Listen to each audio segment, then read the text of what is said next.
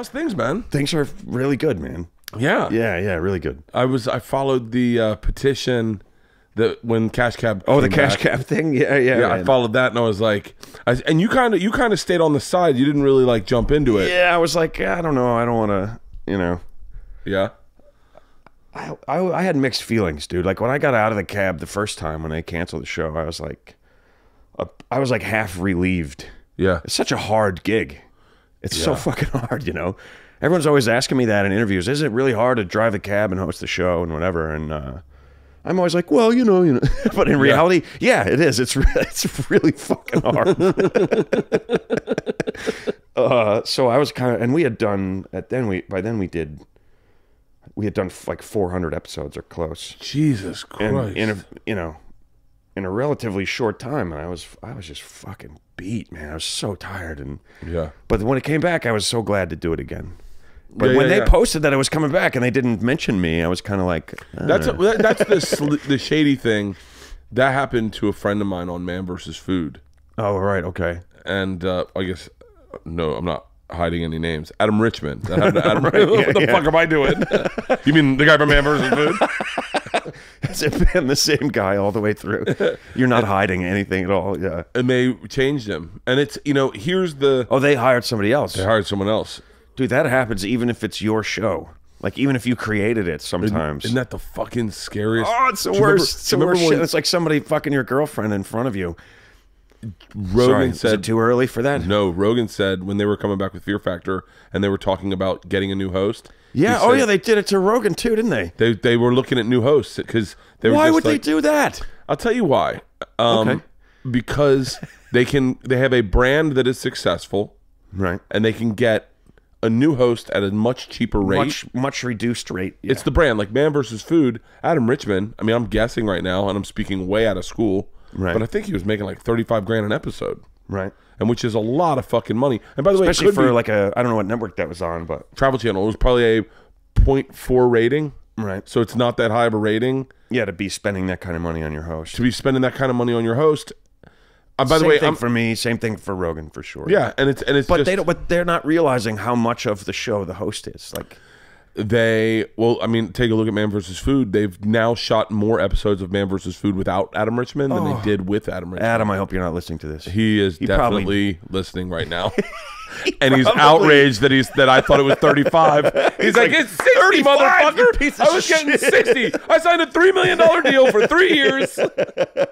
He's furious. He was the fucking poster boy of that network. Yeah, man. He was the poster boy. You could not get a bigger poster boy for a network. When Bourdain left, that was Adam Richmond's network. So who's hosting it?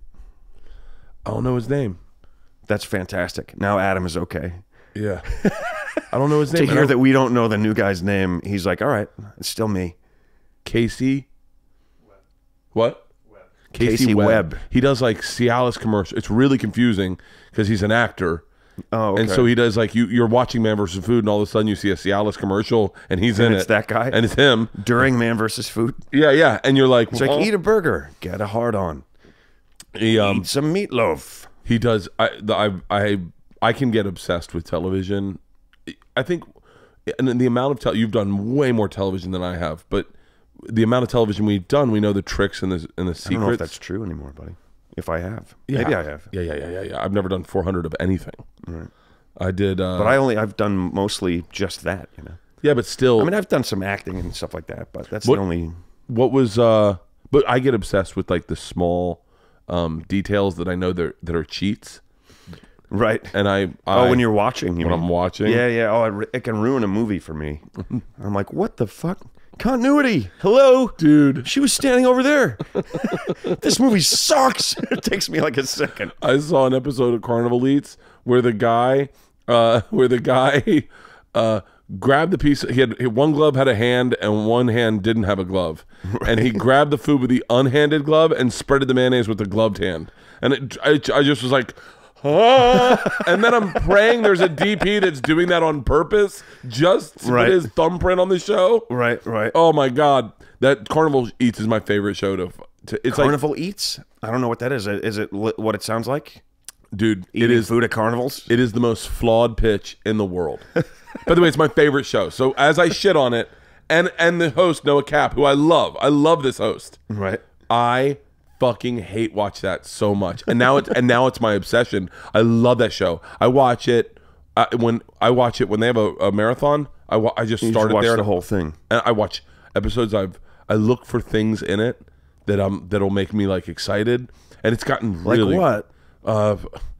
Kind of food or no, like a staged OTF, like when they set up a light panel in front of a beautiful shot and they just line up people and they're like, hey, we got 20 sandwiches, you're each gonna grab a sandwich, take a bite, and tell us what you think of the sandwich. And everyone's rehearsing their lines as they wait to get it to their turn. It's like meeting Santa Claus, and and then the same canned responses. It's like an explosion of flavors in my mouth. Oh my god, it's like a carnival in my mouth. It's like prom in my mouth. It's funny, man. We're very different in that regard. I hardly watch any TV at all. For real? Yeah. Now I watch almost nothing. Now, what was your what was your plan when it stopped? I know you dove right back into stand up, full tilt. Yeah, I tried. It was already too late. I had already missed out on a bunch of years of that being my focus. Dude, I'll tell you right now, it's like God bless Bill Burr and Joe Rogan, because they pulled me aside when I was doing Travel Channel, and they're like, I don't know if they were talking about me as I walked in, but they were like, hey man, I said something that was real hosty, like something that was real like Hollywoody. It was real shitty or whatever. It was like sprinkling my hair in. Right. And you were like bitter about. I said something about like not wanting to shave my hair. I still have enough hair to fake it or whatever. Right. And they're just like, and Burr's like, dude, who the fuck do you think you are? Like, you're not good looking. No one comes out because you're good looking. And they're like, bro. And then Bill's like, bro, your show sucks. Like I love you, Bert, but you're a much better stand-up than you are a television host. And like, and I remember him and Joe going, what's your nut? Like, what do you need to make? And I told them, and they were like, they're doing the math in their heads, and like, you could do that in stand-up. Just do stand-up. I'd get away from Travel Channel. Wow, man. And then I went to therapy the next day. I did. For real? I swear to God. And I talked to my therapist about it, and he was like, oh, I thought you meant you started going into therapy. I was the in next therapy. day. You're like, your world is falling apart around Have you ever done therapy? Yes. Do you like it? I loved it. Really? Changed my life. Do you still do it? No. When did you stop? When the therapist kind of deemed me as well. Wait. I know a little bit about your backstory, like about what kind of kid you were growing up, but tell them, people listening, like, you were kind of a little, what do you were know like about a rough rebellion, like a case of beer, fist fight in a parking lot. I just have this visual of you in a that's sleeveless, like 20s, that. Yeah, 20s. Yeah. But before that, as a kid, I was totally different as a little kid. Really? And that's where those problems begin. That's where you get emotional, I don't want to say bad habits, but they kind of are. That's where you learn how to be in relationships and shit, is when you're a kid. It's all modeled on all your relationships are like pretty much recreations of the relationships you have with your family, whether you want them to be or not. So I'm trying to do the math about me right now. Yeah. So then what were your I had shit from when I was like really little. Like what? Like what? I don't want to get too personal about it. There's some like very personal shit to not just to me but my family in there. But oh yeah. Emotional pain. Shout out to you for not selling your family down the river like every other comic. Oh really? Well, oh, my dad's an alcoholic. He beat the fuck out of me. It's not like that. It's not like that. But the more you learn about that stuff, the more you realize that it doesn't have to be like that for you, a child to be traumatized by something. It doesn't have to be a drunken dad or violence. It could be like your sister gets a lollipop and you don't. Literally can have long-term effects on a kid depending on how old you are. And so my shit, I didn't even realize that I was depressed. It all came from my divorce. I realized I wasn't happy in my marriage. When did you realize and hadn't been? After Cash Cab came along, after I started selling places out on the road, I had made some money. I bought a house, had my daughter. I was like, wow, I have all these things in my life that I should be happy. I always thought I'd be happy when I got here, and I'm not. And what's going on, And I was like, I'm as great a woman as my ex-wife is, and we get along great now and everything. She's awesome. She's awesome. You know her. Yeah, you remember her, right? Yeah. French, Laurence. Oh my God, I said my ex-wife's name. I never mention anyone in my family on interviews or anything. But yeah. I can take it out if you want. I figured out that I wasn't happy, and I began the difficult task of getting a divorce and leaving. And all right, let me tell you how I'd approach that. Okay, I start fucking some chick I work with. Well, I couldn't do it that way, man. See, that's the way that's my brokenness is like. I have a hard time fixing things. Like I just go, it's broken. It's broken. I understand it's broken. Right. I enjoy the chaos of it. Let's just break it until it explodes, and then we have to deal with it. And then pick up the pieces that you want and move on. Yeah. I wish I could do it that way. I couldn't do it that way.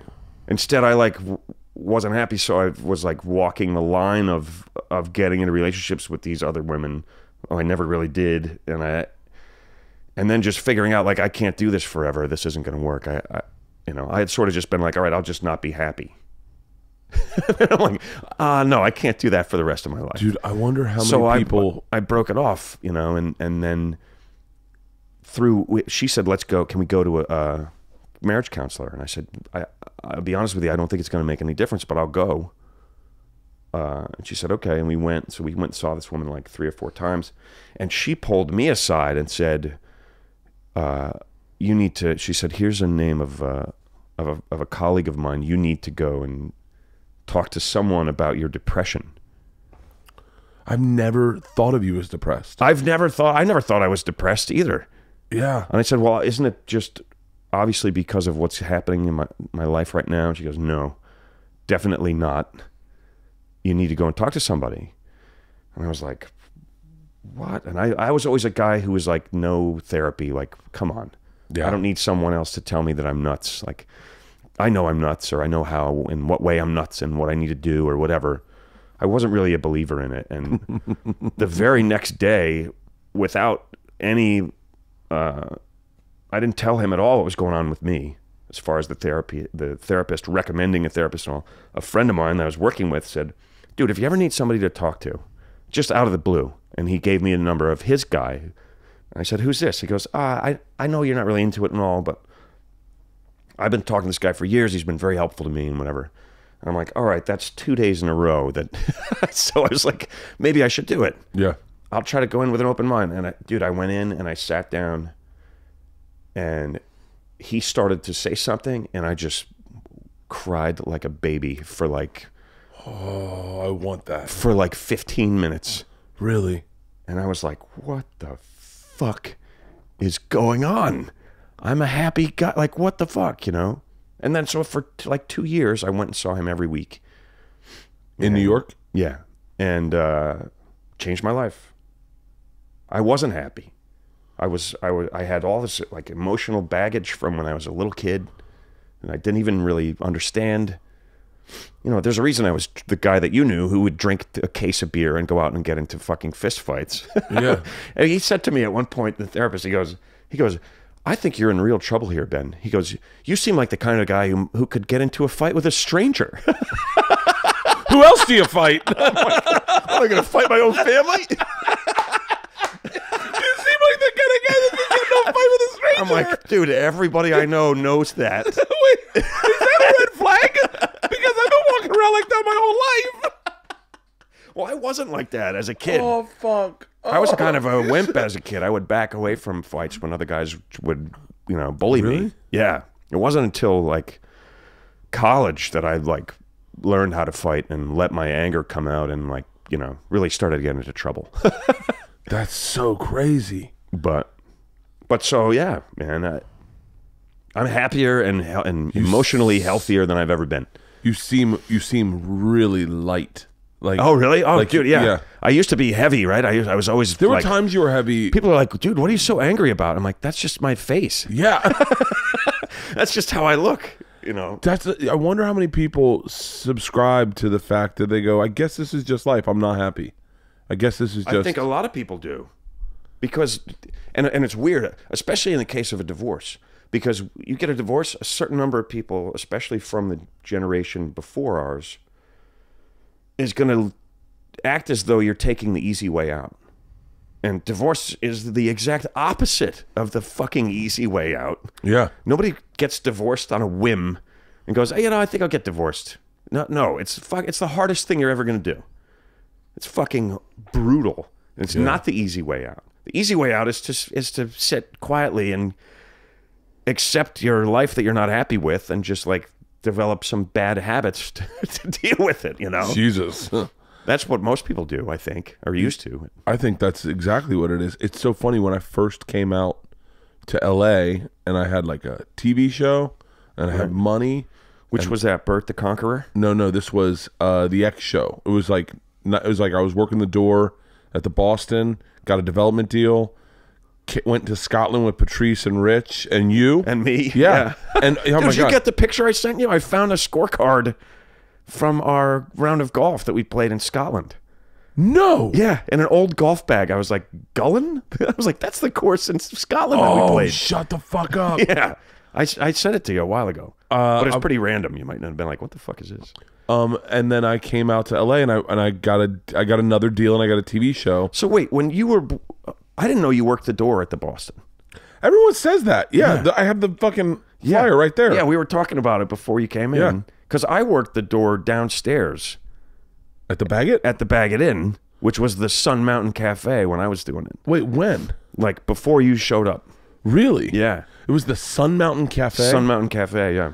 And did they do stand-up there? No. Well, they did. The Boston was upstairs still, Yeah. but no, they had bands at Sun Mountain. But so I didn't know that. I feel like I'm cutting off your story. No, I you're didn't not. realize that you were a door guy there, and then you got a development deal for something about being a door guy, or No, for the Rolling Stone article. Oh right, oh right. Yeah, that guy. That there's an article right there of the in Time Out New York. Remember they used to do Tuesdays. They'd cover comedy. Yep. And they'd do an article about a comic. Yep. My first piece of press was one of those. Yeah, I think it was the same guy wrote them all. Right. John Hart? Yeah. Yeah, what's he doing? Yeah, man. He's got a book. He's got a new book. Are you serious? Yeah. He's got some book. It's been a couple years now, but he's got a book about, what's it called? Dude, it's called Man versus Ball. Hold on, what's it about? It's about like, I don't know. I haven't read it. I think I got an email from him. Oh yeah, you probably did. It's about sports and dude, he had the best movie pitch. I'm gonna pitch it now because it's been 20 years. I think he probably didn't sell it, but it was about a hot dog vendor who was throw at Yankee Stadium, throw hot dogs. Right. And one day they found out he could pitch. And he went from hot dog vendor to pitcher. Dude, I heard so many great pitches for movies at the Baggett Inn.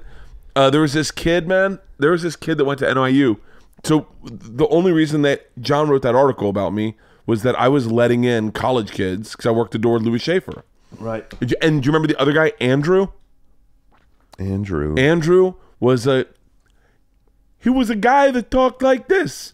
Hey, he had the one joke and he goes, and then the guy comes in with the thing and ding, and he hits his head with the mic sting, but he'd leave red marks all over his forehead. I don't remember that guy. I think maybe I was around the corner at the Cellar by then. No. I was still doing both, but I wasn't hanging out there. You weren't hanging out there as much. You were more at the Cellar. Patrice was at the Boston a lot. Right. And then like Donnell, Tony Woods, DC. Yeah. You and DC would always end up at the Baggett late night. Yeah. And Pete Corielli was like a stop in. Dude, you want to hear it? It was just drink smoking till the fucking sun came up. That is my favorite sunrise in the world, is that electric blue New York sky when it's just coming up and you're like, oh, we did it again. Oh, Jesus, we did it again. But when I came out here, you got a deal. I'm sorry again. Yeah. You got a deal that came from the Rolling Stone article. So Rolling Stone article, this came out on Tuesday. Barry came out and saw me do stand-up Wednesday night. Right. Sat in the back, didn't watch any of it. Right. I know Barry's listening right now going, Papa, that's not what happened. That is what happened, Barry. That was your favorite little gag. You come out to watch someone and then sit in the back and pretend you're not listening. Yeah. And then I gave him a script, and he was like, and he just came up to me at the end and he goes, I think you really got something. I think you just keep working the door. And I was like, okay. And I was like, well, I kind of was hoping I get bumped up to like someone who could call in for spots. Right. Call in Gina and call in spots. Yeah, man. Did you say that, or you just thought that? I'm sure I thought that. I'm bad with confrontation. And so and so then that article made its way to Will Smith's company, and they called Barry on Thursday. He called me on Friday and said, I'm doing a showcase for Will Smith's company, Overbrook, Saturday night. Whatever spot you want, let me know. And I was like, and I looked at the lineup. Oh, you were like, holy shit. And I was like, oh, there's only one guy, because whoever was up front, it was like, I'm not shitting on names, but it was just low energy guys, like maybe like Jordan. I was just telling stories about Jordan Rubin to someone the other day, and I was telling him Jordan Rubin's jokes, and he's dying fucking laughing. Jordan had great jokes, man. Dude, he's a great joke writer, but it was like Jordan or like Judah. It was just low energy. And then DC Benny, I go, put me after DC, because you could always guarantee DC would rip the room, and you could ride his wave for fucking 7 minutes. Yeah, man. Just go, all right. And I didn't have any jokes. And so I went after DC, and David Talkman came up to me in the bathroom that night, and he was like, I want to do a deal with you. And that was out here? No, that was at Boston. That was at the Boston. Oh, that was at the Boston. Okay. And then Sunday they called me, and they're like, you have a deal where you're coming out to LA. And I was like, what? And then Barry made me keep working the fucking door. Because he liked the story that he got the door guy a deal. Right. I'm so good. I got my door guy a deal. You're like, it's not you, Barry. It's me. Yeah. And so you've just carefully placed yourself in between. But the point of me telling not that you he brings story, nothing to the table, but he's Barry can make magic happen when he's super interested. I was driving down Franklin. I had a brand new expedition. I'm in a Jason Williams jersey. I'm listening to Ja Rule. It's this weather in LA, so it's like cool and kind of cold. The Santa Anas are coming in. It's 70. And people in the rest of the country, it's 70 degrees here right now. But I had my windows so down. Kind of cool. And I'm driving to set to go shoot my TV show, and I just stopped and I was like, I thought I'd be happier. Oh, that's so not what I thought you were going to say. Yeah, and so when you say that, I go, oh, I know that feeling. Yeah. And then cut to me, one kid, working the roads for $700, doing feature work, paying for flights, paying for hotels, and I was the happiest I'd ever been. And I'm broke. Man. I was broke, and I was just like, I'd come home excited. I'd skateboard places. My wife was running the apartment building we lived in. Had no fucking money. We had to hire a nanny, and that just ate up my wife's paycheck because we needed my wife. It was, dude. Yeah, that little paradox. Your wife can work. If you both work, somebody's salary is being spent on someone to take care of the kids. So what was it like? This sounds irresponsible what I'll say, but I'm always fond of the story of starting over. Like once you got the divorce, of what was it like to get your own place, and what was that whole experience like? Well, I was fortunate that I could we had bought a house, and I was lucky that because of cash cab and stuff, I was in a position to just let her keep that house. Yeah. And buy another one, which made a huge difference. And I don't know, it was scary. You know, it's not like it was like fun, like, hey, I'm a bachelor, woohoo. It was like, the whole thing was just very difficult and stressful and painful, you know. But getting my new house was awesome. Because I kind of was like, I know what I want. I had just bought that other house. And dude, I had just completely renovated that house. Yeah. So I put a big addition on it, you know, and I redid the entire fucking house. Yeah. And then I left. And I was like, that's brutal. And then I went and then I completely redid the house that I live in now. Same area? Yeah. I found a house. I was like, I want to find a house that feels similar for the kids. So they're going to be going back and forth. And they, you know, my daughter at that time knew that house. And I found it, man. It was like the same color. It was built in the same year. It had these same type of windows in it that none of the other houses have. Yeah. I'm like, this is my house, man. And it had a separate room in the basement that was separated by a block wall. So like maybe they had added on at some point. Yeah. So there was like a basement foundation and then like basically another one next to it connected by a door. And I'm like, I want to build a recording studio that I want to soundproof, and like it couldn't be more perfect. The bedrooms are all the way on the other end of the house. Oh, wow. So I've since done all that to it. And I fucking love it, man. The only problem with it is that it's in Jersey. I wish it was out here. Not that I don't. I love Jersey. I love where I am. But like business-wise, I need to be out here. I should have been out here years ago, yeah. I started coming out here every month now. Really? And it's already made a huge difference in things for me. Really? Yeah, man. What was the holdup of coming out here in the first place? I have an ex-wife and 2 houses and 2 kids but was there in Jersey. Like, was there a part of you? Because I always felt like there was a distinct difference in like LA comics and New York comics, but more about like like almost like the value system you're brought up with as a New York comic. Yeah, no, I go along with that. I totally agree with that. But I think that's changed largely out here now. I think so now, but when we started, it was not. I started here, and everybody here was like, if you really want to be a comic, you told you need to go back. Oh yeah, you told this on my last podcast.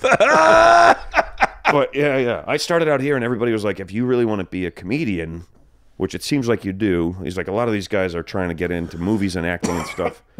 You seem like you were really going to be like a journeyman comedian. You should be in New York. So all the older guys here were telling me then. Who was that? Who was the? Didn't you work at the? Did you work at the store? I worked at the store. Yeah, that's how I got into stand-up. Really? Answering the phones at the store. Wait, who was at the store when you worked at the store? John Caparulo. Yeah. Argus Hamilton was here back then. What's his name? Jeff Altman. Yeah. Eddie Griffin was there all the time. So you were there during the dark days. It was dark days, man. Everyone was like, the boom of the 80s was over. It'll never be that good again.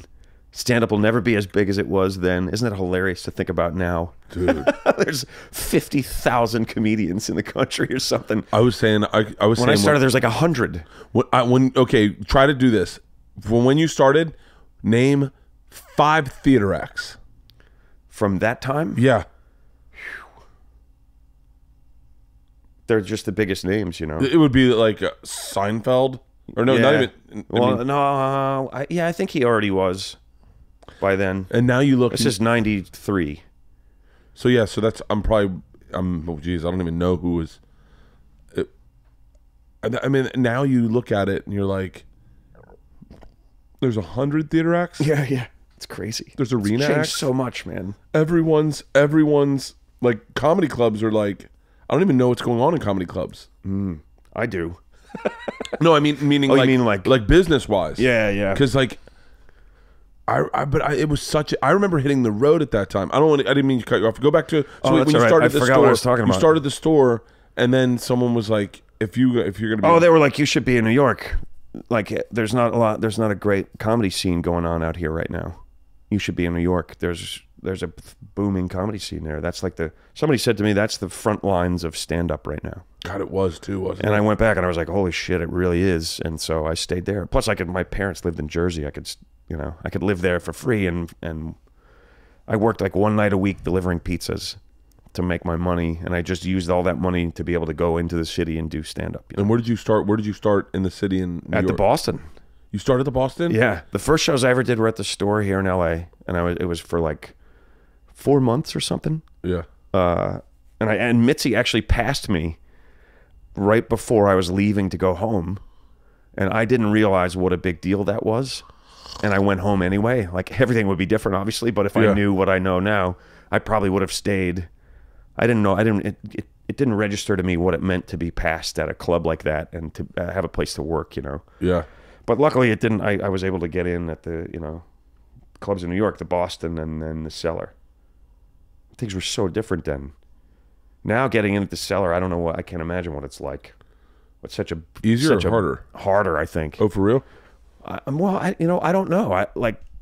At that time, if you wanted to get in there, you could audition. You talk to Mike Royce, who's now like a producer, Hollywood mogul, for real. But for real? Yeah, man. But he was a comic, and he ran the late night. So like the regular spots would end, and then there was like 45 minutes of 5 to 6 minute spots. And if you would audition for Royce, and if he passed you, then you could call in. Once a week, you'd call in and listen to a recording of Esty reading off the spot times for the whole week. She'd be like, Tuesday, 1:15, Judah Friedlander. 1:21, Ben Bailey. You know, Really? Wednesday. And you just listen to the entire thing from your analog phone and write down your spots and go in and work from, you know, anywhere from like, I guess it was like between 1 and 2 a.m. or something like that. And so what was the scene like at the Cellar? Like who was it because my only recollection of the Cellar is like probably 99. Right. And that's all I remember is like Dave Attell was always like 11:25. Yeah. Or like 12:35 or something. Yeah. He would offer, for like 2 years, Attell was the last paid spot on Friday and Saturday, and Esty would put me up right after him. Free. I was getting paid at all. Yeah. It was just the chance to do the spot for 2 years. Jesus. It was brutal. It was so brutal following him every time. Either because he killed so hard that it was hard to follow, or because he left such a hole with like the extreme shit that he was saying, and he would often come off and just go, sorry. But after like 2 years of that, finally he was like, funny stuff, man. And I was like, holy shit. What a great compliment. He fucking said funny stuff. I played it off. I was like, yeah, thanks. But in my head, I was like, oh, Attell said funny stuff. Oh, You know? the first person to ever compliment me was Jim Norton. Oh, that's cool, man. Jim Norton, I got off stage and he was like, great joke. And I was like, oh, thanks. And then the very next time I saw him, he was like, you're not going to start with that stupid fucking joke, are you?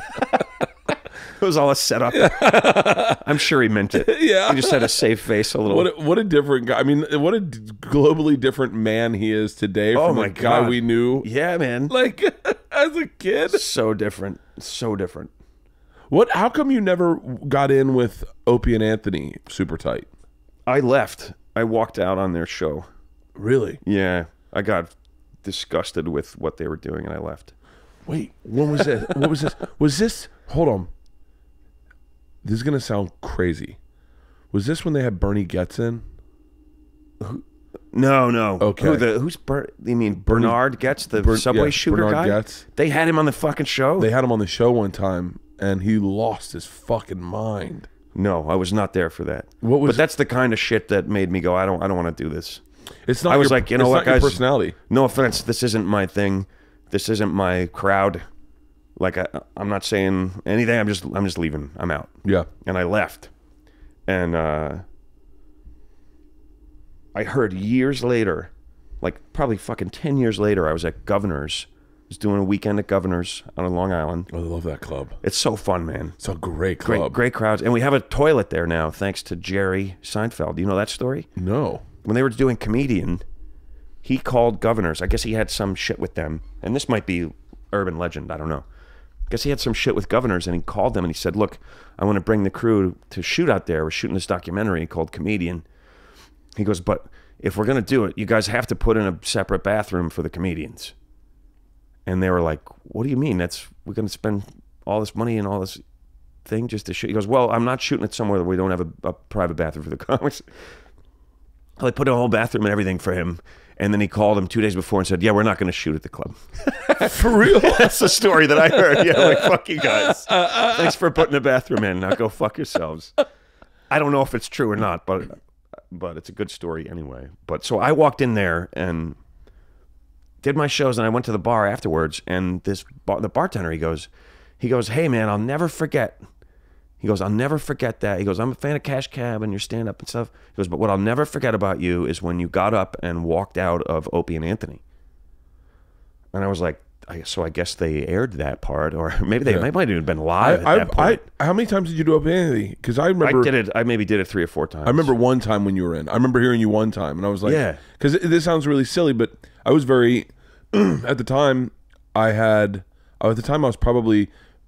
maybe doing headlining spots in Sacramento and San Francisco, but at the really B clubs, C clubs, and driving myself back and forth, and do maybe Arizona, but it was everything was driving that I could headline at, and I had this really weird connection with. This sounds super silly now that I'm a grown man, but with everyone that I knew in New York, I rooted for them the most. Yeah, sure, I was like, I wanted. That's not silly. I had the same thing. I remember hearing you come in one time. And I remember I didn't know what the room looked like on Opie and Anthony. I was like brand new, and I was envisioning the room, and I was envisioning you off to the side sitting on a chair, and or like right outside the door sitting on a chair, and I was like, oh, Ben's gonna be on. Oh, fuck yeah. And like listening all the time. And then I remember something about breaking tapes or something, and I was like, so maybe that's what they said. But maybe that's what they said after I left. I don't know. I don't know what it was, but dude, I just couldn't deal with it. He was being so mean to the guy from Smashing Pumpkins. Really? The drummer. I think it was the drummer, and the guy was trying to pitch his new music. Yeah. And Opie basically just kept saying, no one cares about your music. We just want to hear this story about waking up next to your dead friend. And I was just like, dude, what? That's above and beyond for me. Yeah. Like that. I felt so bad for that dude. I mean, how hard was it for him to recover from that and then try to come back with his own music when he's in a band that was huge, but how many people knew his name? Yeah. And then I was just like, that is fucking brutal. There were times I'd listen to that show and I was a huge fan of that show, but I'd have to turn it off. I never liked, I don't like confrontation. So I definitely didn't like, I didn't mind if someone was on the phone with them, but when someone was in studio, that really bothered me. I was like, I'd have to turn it off. I liked, what I liked best about that show was the hang, when it was like a bunch of people in studio and everyone's bullshitting. Yeah. Yeah, and that would be fun. Then it was like the cellar crowd. It was like the gang from the table was the same shit. Yeah. But so I left, and I found out years later, I was just like, whatever. No judgment. You guys do your thing. It's not my thing. Mm-hmm. I write about stupid, weird little shit. Observational kind of stuff. That's my brand, if there is one. And fuck, it was just too much. So I left. And then years later, I walk into the bar at Governor's after the show, and the guy says, the one thing I really remember is when you left on Opie and Anthony, because apparently Jimmy got into it with them after I left. They started shitting on me after I was gone, and he wasn't having it. Yeah. He was like, no, that's my friend. I'm not going to sit here and shit on him with you guys like this. And apparently he got up and fucking walked out. Holy shit. Yeah, and I never knew that until that kid told me. Jimmy never told me that. Yeah. So I messaged him 10 years later. I go, dude, I just now heard that you got up and walked out. Thanks for going to bat for me. And he just wrote back, sure, man. Sure, man. A fucking decade later. Oh, that's fucking great. That tells you something about Jim right there, man. Your style was that was his gig. Your style as a dude is so independent. Like, oh yeah, you think so? Yeah, I was talking to Shane Torres. Do you know Shane Torres? Yeah, man. Shane Torres is We were talking about you this weekend. We were talking about DC this weekend. We were talking about all the. Shane opened for me in Madison, I think. I think that's long hair. Yeah. Yeah. He's a good dude. He's a great guy. Really great joke writer. Just a really great guy. Yeah. I'll tell you why I liked Shane. Yeah, we had Torres. a great weekend there. I got into a fight one time with Doug Benson on stage. Like an argument or like a fucking really uncomfortable screaming match. But I wasn't screaming. Doug was. It was. I'm not going to get into the fight. But I'd love to hear the details of it. I'm friends with Doug, but we fucking go at it, he and I, sometimes. Yeah, I brought 200 cheeseburgers to the show. And why? Just to give to the crowd? Or? Yeah, I thought it'd be fun. Right. I thought, Did he get, and he got what? He got mad about that? He did not like the idea of 200 cheeseburgers. And so I refused to listen to his notes, and he was like, "Don't bring them on stage." I was like, "Well, I'm not going to not bring them on stage. Like, they're fucking 200 cheeseburgers. It's 200 cheeseburgers. What else are we going to do with them?" Brought them on stage. He took them off stage. Brought them back on stage. And this is Doug Loves Movies? Yeah. Took them off and hid them. Staff then found them and brought them on stage, and then that's when it. Oh. And by the way, that's not even when it got bad. What venue were you guys at? St. Louis Helium. Okay. He gets off stage, and then I go to talk to him, and we have a moment where I realize this isn't a bit. He's really upset. Yeah. And I go, okay. And then, of course, this is where I'm at fault throughout the majority of the story because I was drunk. But this is where I'm really at fault, is I then read his energy as going, oh, you know what will fix this? Me walking out of the club and coming in the side door of the club shirtless with a drink. And it suffice to say, it got worse after it got that. worse after that. And I got off stage, and the next that night, you know, when you're drunk and you fuck up, you blame everyone else and you go like, the fuck, man, why is everyone so uptight? Yeah, whatever. And then the next morning you're like, I wonder what I did. And I saw Shane that night at the club, and Shane and I had only worked together once. And I said, hey man, I go, I don't know you. Shane had been at the show. I said, I don't know you. We're not friends. And we never will be friends if you just sit here and lie to me. I need to know honestly how much at fault I was last night. And he goes, I'm a pretty straight shooter. Yeah, I'd say over 50%. And I went, really? And he goes, yeah, you were pretty drunk. And he just leveled with me. Cool, man. He leveled with me, and he didn't have. I was like, you know, a lot of times if you're featuring for someone, maybe you'll just say whatever they want to hear. Yeah. And he leveled with me, and I just respected him so much. And I was like, dude, I said that night, I go, I appreciate that, because no one would ever, like, everyone at the staff's like, fuck Doug. Like, and I'm sure that they were saying to Bert, Doug, fuck Bert. Yeah. Whatever. Yeah. Everyone's glad handing, but Shane leveled with me.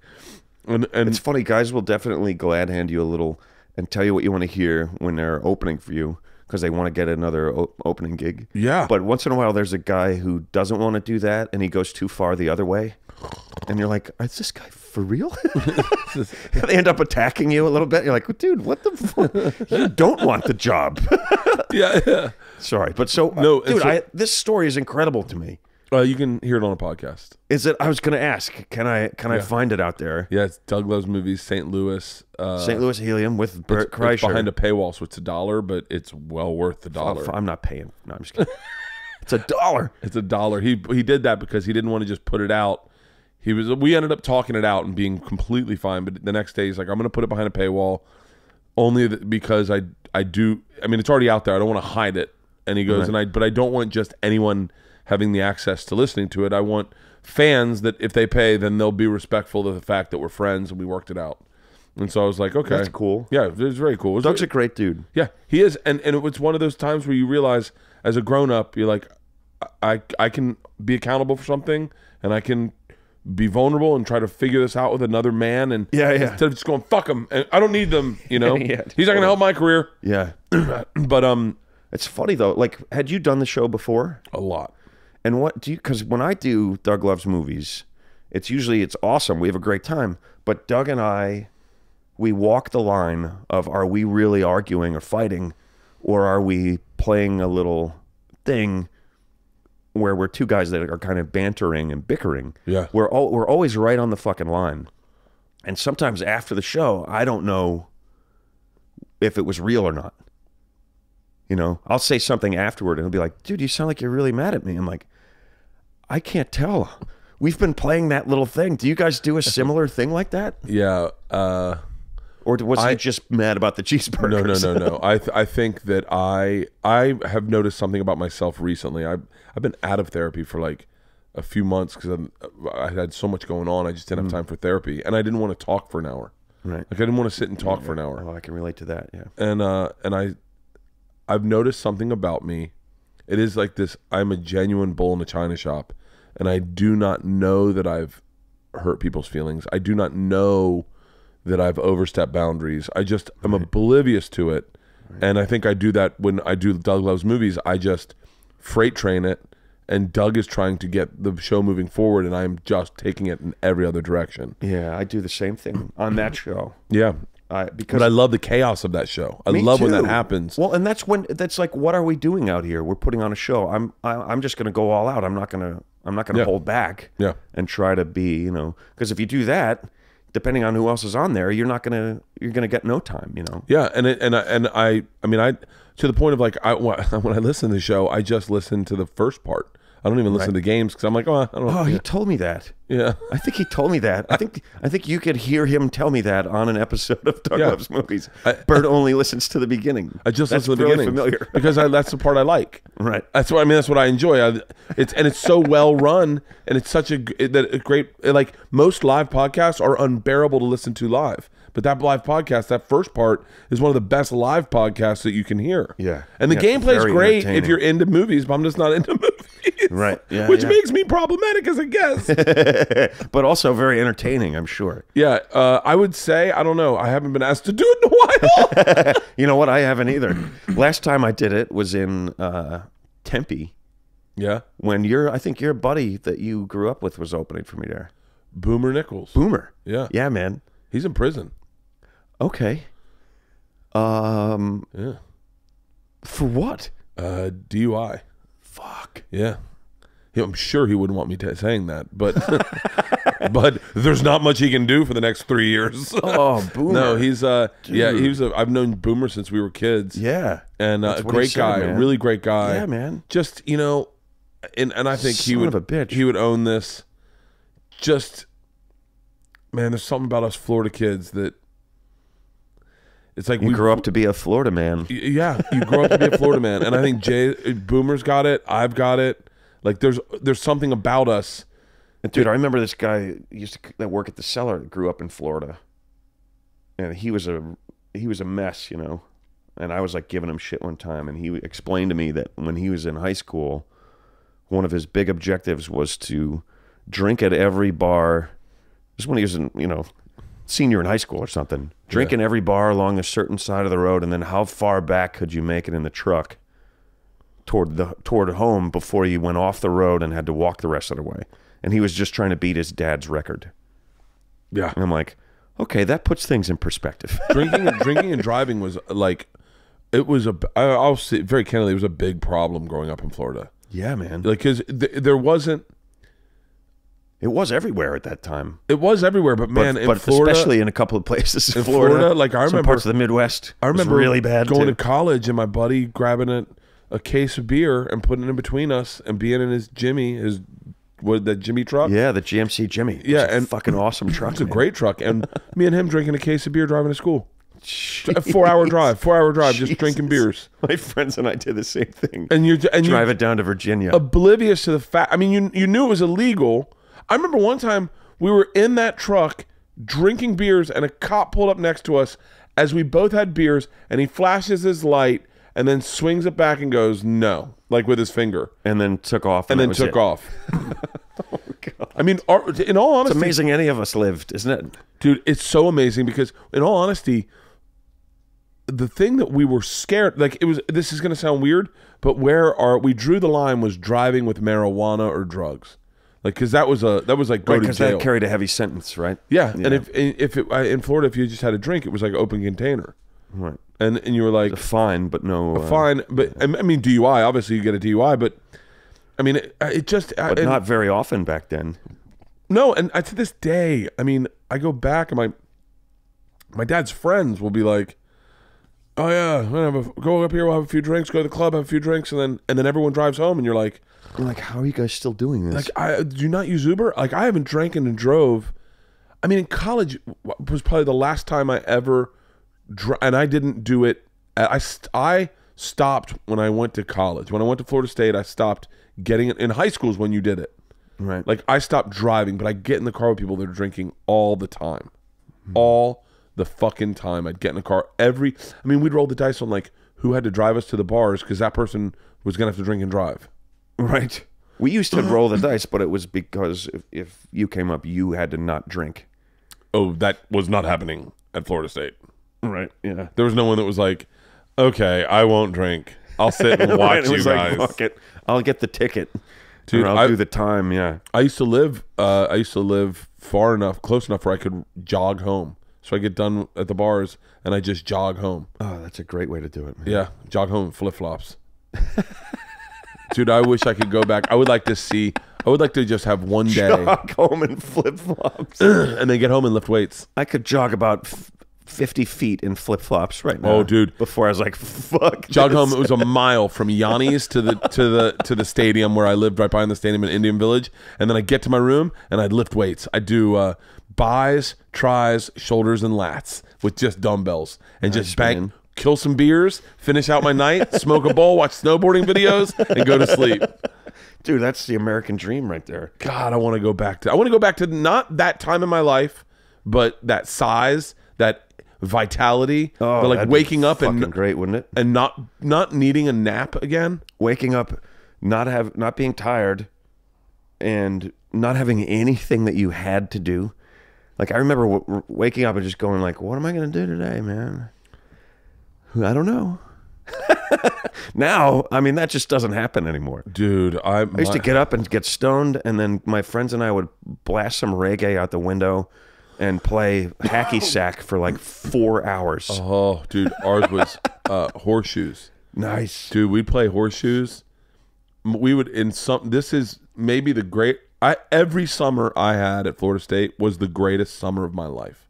I never once went home for the summer. I stayed at summer school every fucking year. The last summer school I had, we had our schedule down perfect.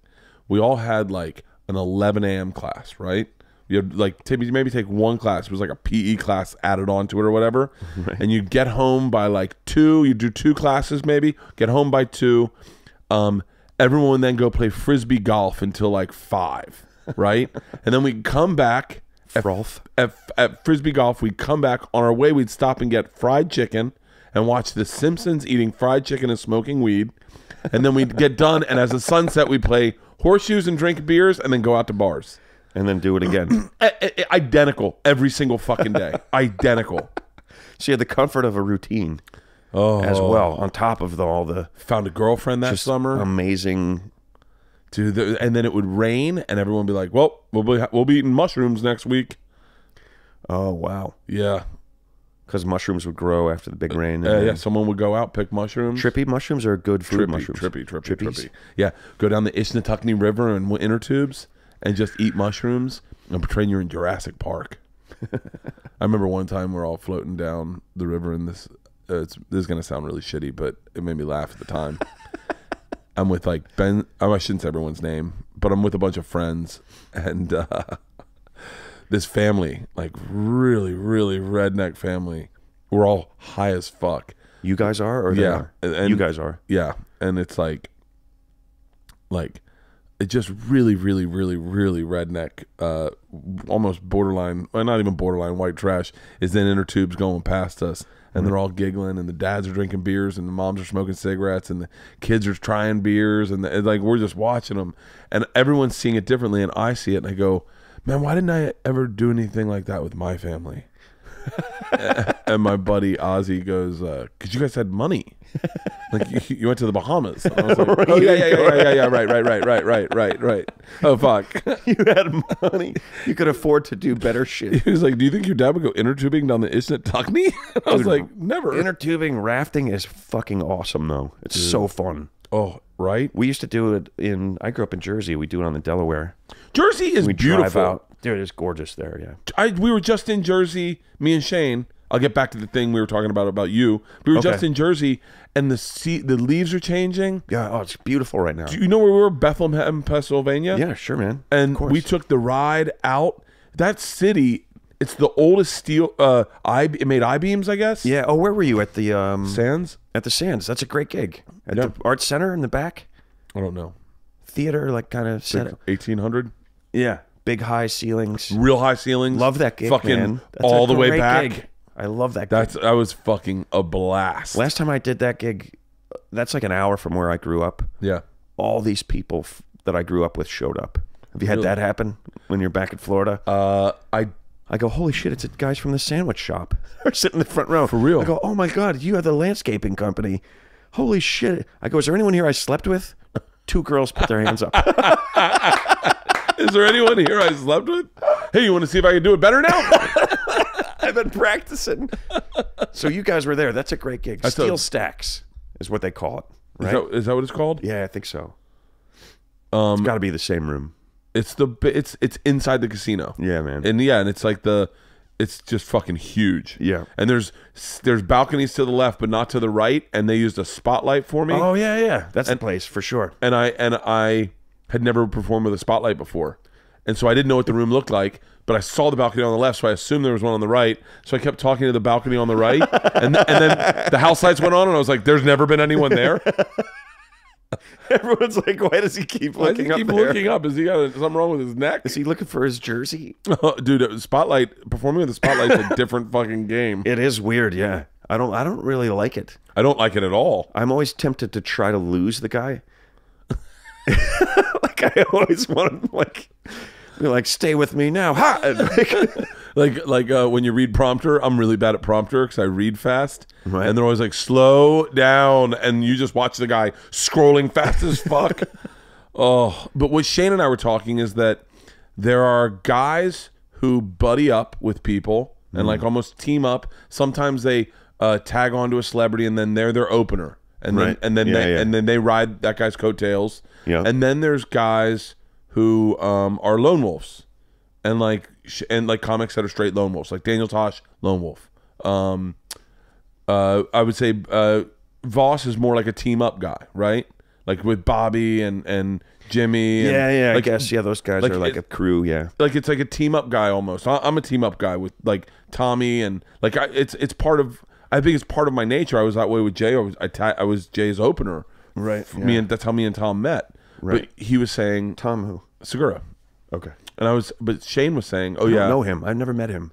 oh you'd love him. Yeah. Yeah, he's a lot like you, like just a regular person. I don't know if that means I would like him or not.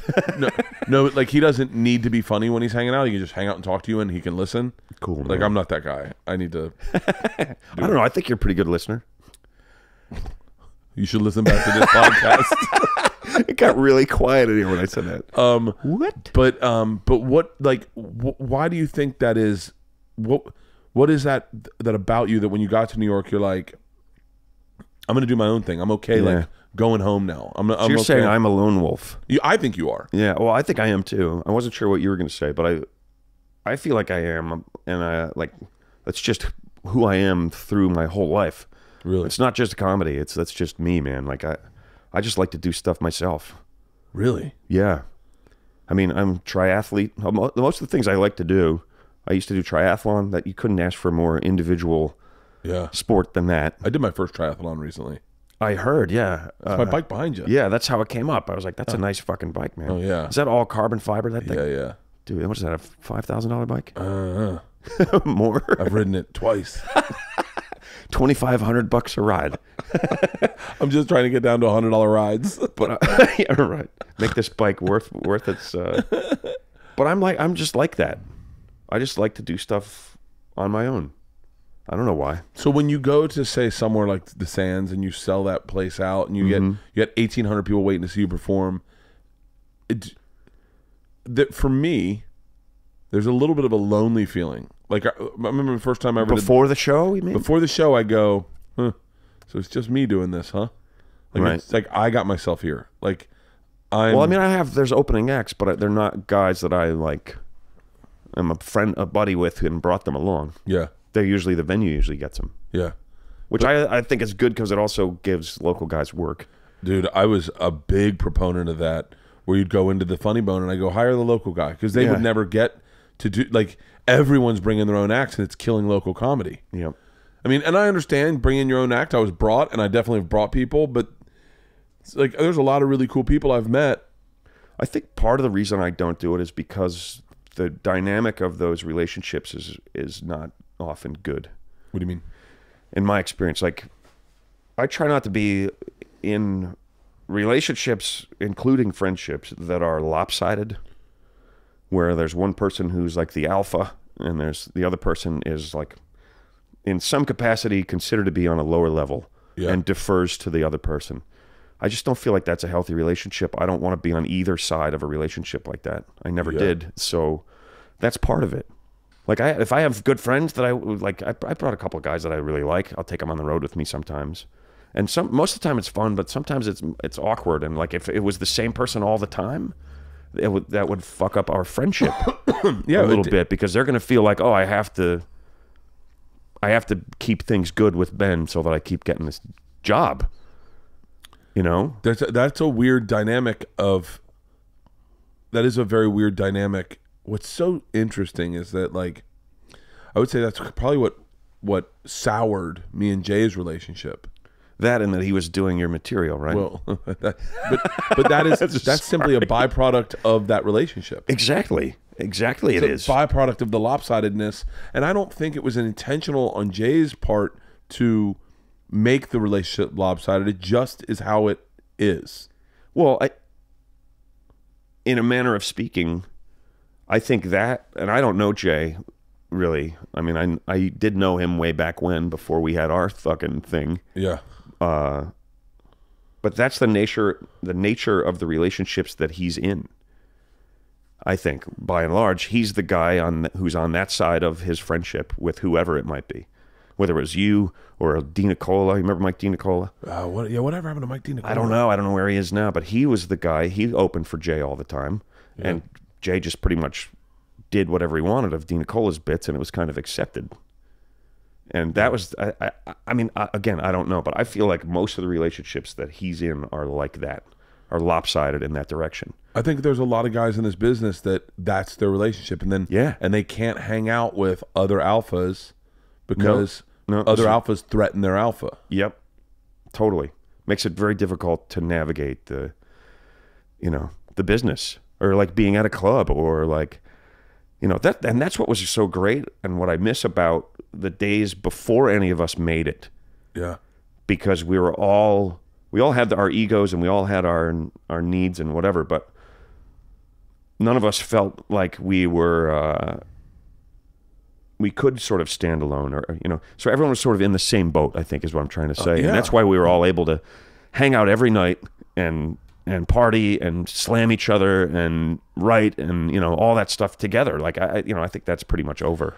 For all of us. I think that's over for. I don't even know if that's like now. There's just that's so funny you say that, because I do miss that, where it was like no one was assumed that they were picking up anyone's tab. Everyone was paying for their own beers. Yep. Yeah. Oh yeah. Absolutely, man. Yeah. I mean, we were at work. We were out. Everyone was paying for their own beers. I'll take one more. Yeah. One more. Around? No, I'll take one more. I'll take one Budweiser for me, because it's $2 cheaper than Heineken, and I have no fucking money at all. That's so fucking fascinating. Because I think comedy's in a better place than it's ever been, ever. I think so too, yeah. But there's definitely more alphas. Yeah, hell yeah. Dude, it's like, excuse me, everybody that we thought was going to make it or had a chance of making it has kind of moved up. And then there's a whole bunch of other people that were like, wow, that guy? Or like, there's a lot of people that I'm like, holy shit, I can't believe the success that they've had. And then there's other people. And I'm not hating on them. More power to them. They just surprised me. Like, I didn't think they had anything that was going to be translate or turn into anything special. Yeah. And then it totally did, Yeah, I'm trying to think of who you're talking about. Of course. I'm saying that. I'm like, I shouldn't be saying this. No, but that's the weird part about right now. But, and it's so funny, is the other side of that is when you meet young alphas who assume they're the alpha in talking to you. Yeah. Yeah, and you're like... And they start telling you stuff. You don't really understand what's going on here. You don't know what we're talking about, do you? I was talking to someone, and he was like, he was like, we were talking about the Borgata. Right. This is going to be super specific. We're talking about the Borgata, and he was like, yeah. That's a great gig, too. He was like, they the Music Box? The Music Box. Fuck, man. But there's a club there, too. Right. And he was like, I don't know, they pay shit money. I was like, really? And he was like, yeah, I mean, I think. And he was like, I was like, this is a young guy? Yeah. And he was like, I was like, okay. And he was like, how did you sell it out? And I said, yeah. And he goes, yeah, me too. And it was bullshit. I mean, compared to what they brought in. And I was like, in my head, I'm like doing the math on what I got. And I was like, okay. And he was like, let me tell you something what you got to do. And he started telling me what I had to do. Now I really want to know who you're talking about. Don't worry, I'll tell you. And so I'll tell you who I was talking about too. And he was like, I'll tell you what you got to do. And he was, by the way, he's like probably, I don't know, maybe 15 years, 16 years younger than me. And I'm like listening to him, and I'm taking his advice. And halfway through, I realized he's talking about the comedy club, and I'm talking about the music box. The theater. Yeah. Yeah. And I'm like, and then I just stopped him and I go, are you talking about the music box? He goes, what's the music box? And I go, seats 900. And he was like, they have a room that seats 900? And I was like, yeah, I'm sorry, man. I can't be in this conversation. And he was like, wait. They have a room that seats 900? What does that pay? And I was like, it's seat 11. Does it? I thought it was 11. Maybe it was 11. I was Doesn't like, matter. But yeah. You said there's a club there. You meant there's a comedy club within the Borgata. There's a comedy club called I didn't know that. Comedy Club Borgata Comedy Club. No shit. Maybe by the way, the other thing that really is shitty is that I might have been talking to him about the Mohegan Sun.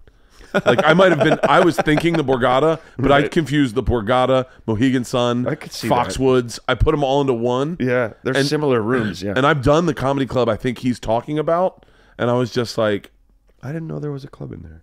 I just, it's so funny. I'll tell you when we get done. Okay. But then you hear like an alpha try to alpha you, and you're going like, it's funny. I didn't think of those young guys as alphas, but you're right. That's how they see themselves. Oh yeah. They come up and talk to you about exactly what you're saying. They're telling you stuff. You're like, dude, you realize I've been doing this for a quarter of a century, and you're yeah. Like, I don't want to sound arrogant, but there's really nothing that you know about this business that I don't. This guy had been doing it, I think, maybe 7 to 8 years. Shut up. And I was like, halfway through, I'm going like, wait, I've been doing it 20 years. Why the fuck am I ever listening to you? By the way, I don't listen to my friends. I don't listen to my friends. Like that was the other thing. I don't listen to the people I should be listening to. Yeah, at all. Segura's like, don't ever do radio. Your shows are sold out. And I go, I still do radio. I owe it to them. And he goes, you don't know anything to anyone. You're going to fucking burn yourself out. Stop doing a meet and greet. And I'm like, I don't know. The fans like it. I seem to like it. I got to do the meet and greet, I think. I do the meet and greet. Yeah. The problem is that at theaters, it becomes beyond problematic. It takes a long time, man.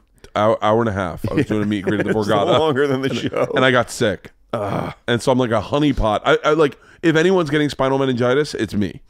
I'm definitely getting spinal meningitis. Like, I'm not even joking. I just want to stop doing meet and greets to avoid spinal meningitis. I did a meet and greet with the guy in Spokane. Why specifically spinal meningitis? Because it's you can get it from someone super easy. And so I'm certain I'm going to run into the one guy with spinal meningitis. Dude, I think I already have it. Just kidding. That's what killed that comic. This took a dark turn. Who? God damn it! I wish I remembered. Can you mention his name? Yeah, I definitely can. He died. But yeah, I forget. I always do the meet and greets, man. I do the meet and greets because if they don't come out to see you, then you have nothing. The Borgata Comedy Club, right? You have nothing without a crowd coming out to see you. And for me, I don't know if it's the same for you. For me, a big part of why they come out, I think, is not to hear my stand-up. It's to shake my hand. I think, they want to meet the cash cab guy. Yeah. They don't. A lot of them still are like, oh, I didn't know you did stand-up, I think, what's so funny is I didn't know. You looking up the club? I'm trying to find the comedian who died. Reverend Bob Lee. Nope, that's not him. No, Bob's alive. He might have meningitis, but he's still alive. No. Oscar Wilde died from spinal meningitis? This just turned into a whole different animal. No, there was a Let's comedian. see who died. There was a comedian that we all knew who died from spinal meningitis. And I can't remember who it is. Anyway. It's awful. Yeah, I think there were a lot of people that didn't know that I was. I think there were a lot of people that knew me on Rogan and thought I was just a Travel Channel host. Right. And I think some knew I was, but like when I came out with my first special, I think a lot of people were like, "Oh, he's doing comedy now." Yeah. And you were like, "No, I've been doing it this whole time." Yeah, since way before any of the TV or anything. Yeah. Yeah, and so I think, and then, but now I think people, I know that this medium, that podcasting, is such an intimate medium that there are guys listening to this right now that this conversation we're having will change their lives. It will change their lives. They're in an unhappy marriage, and they thought that's the way they had to live, and they're looking at it going, I can start over. I can. There will be people that come up to me, and the reason they wait in line is so that they can go, hey man, I was in a really bad place, and I heard you and Ben talking about divorce. That's amazing, dude. Yeah, and so that's why I do the meet and greet, is because I know that that's important. Dude, when we do this Sober October thing, no joke, there are 100 dudes who did it along with us in every fucking line. There are guys that get off opioids. There's a comic in Boston that quit smoking from Sober October last year, and he like hits me up and he's like, "Hey man, every now and then I just want to thank you guys for doing Sober October because I quit smoking." You do that on your show? You do me, Joe, Ari, and Tom Segura. It started with a soft intervention with me, where I found out how much I was drinking, and they were like, maybe we should all quit drinking for a month and not do marijuana and do 15 hot yogas. And so we did 15 hot yogas. Yeah, that was Joe. And so we did that, and it was really fucking fun. Like, we had a great time. Awesome, man. We hung out a bunch. We podcasted to start it, and then we did a celebratory podcast after, and we told people to do it with us, and a bunch of people did it with us. And I'm not even joking, I meet a lot of people who go, I started in Sober October with you guys, and I quit drinking forever. I haven't had another drink. And you're like, really? And it's like, yeah. I guess I didn't think they realized they could. Yeah. Dude, for me, it's realizing I cannot drink is a big fucking deal. Realizing I can just go to sleep tonight. Like tonight, I'm going to go do spots at the store and the Improv, and I won't drink. I'll drive over there. But that ability, it really opens things up, doesn't it? It opens your life up. Yeah. It really opens your life up. And so for me, and then we just finished this Sober October, and we had a really intense physical challenge that was very competitive and a little much, I think, in all of our opinions. I mean, Joe's kidneys shut down. Like, oh my God, dude. Not fully, but like he was pissing iced tea, and I stopped producing. Did you guys do? I stopped producing semen. Tom got the fucking flu. We all melted down at some point. Holy shit! It was really what was fucking the physical challenge. We wore these heart rate monitors, right, that measured our heart rate and gave us points for each percentage higher we were in. So if you were in the 60th, 70th percentile, you got 2 points. 70 to 80, you got 3 points, and 80 to 100, you got 4 points. And we said the person with the most amount of points wins Sober October, and we got a championship belt, right? And we were all... How do you... So it registered on an app. Right. So what was the goal? To get your heart rate high? Yeah, for the longest. Okay. Oh my God. And Joe fucking destroyed it. How high did he get his heart rate? Oh, I mean, at the first month we found out, or the first few days we found out, you get the same points for being at 80 that you do for 100, because they don't incentivize 90 to 100, because if they did, then people would be dying. Like, the people would be having heart attacks. So all you had to do really was get into the 80, and Joe would just stay in the 80 for like 5 hours. Just working out. Just working. He set off the fire alarm in his house because he was sweating so much in his gymnasium. Holy shit. And by the way, he's got 2 gyms. He's got one at his compound where he does JRE, and then he's got one in his house.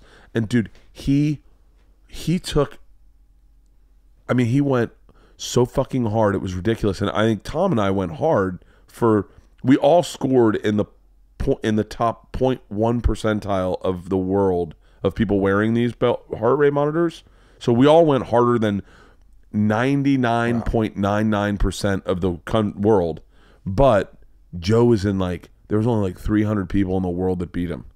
Wow. And so but so wait, only 80 beats per minute? No. 80%. 80%. So yeah, your heart rate's at 150. 150, okay. So you got That's what I thought you must be. He'd stay at 150 for 5 hours. Dude, I'll do my typical workout. I'll do a half hour of cardio. I'll stay at 150 or higher for 20 minutes. Really? Yeah. Are you still working out a lot? Yeah. But I'm saying that's 20 minutes, not 5 fucking hours, Oh. I probably keep it over 100 or 110 for the rest of the workout. Oh, no. I could be very specific about what our workouts looked like. Wow, man. That's crazy. I got out one day and I just was like, I'm going to run 20 miles. And by the way, I didn't even plan on it. I was just watching my points accumulate. I'm watching on my phone, just looking, going, I'm in the green. Let's stay in the green. It's 3 points. It's a safe place to keep my heart for the next 2 hours. That's fucking It was insane. But that's why I do the meet and greet, is that there are a lot of people that I think these challenges that we end up doing on Joe's podcast or on Ari's podcast or on Tom's or mine, they end up bringing in a community of people that are looking for something a little more. You know, they're looking for something. They're looking for a challenge, and they're looking for comedy. But like every now and then, it's good to have a little bit of purpose in your life.